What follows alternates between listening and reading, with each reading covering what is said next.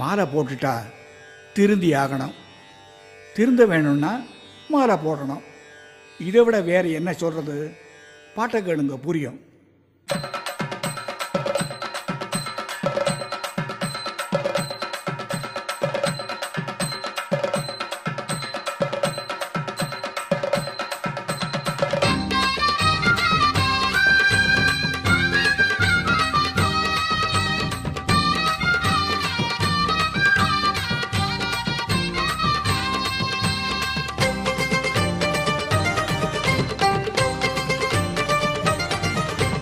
மாலை போட்டுட்டா திருந்தியாகணும். திருந்த வேணும்னா மாலை போடணும். மாலை போட்டுட்டா திருந்தியாகணும்.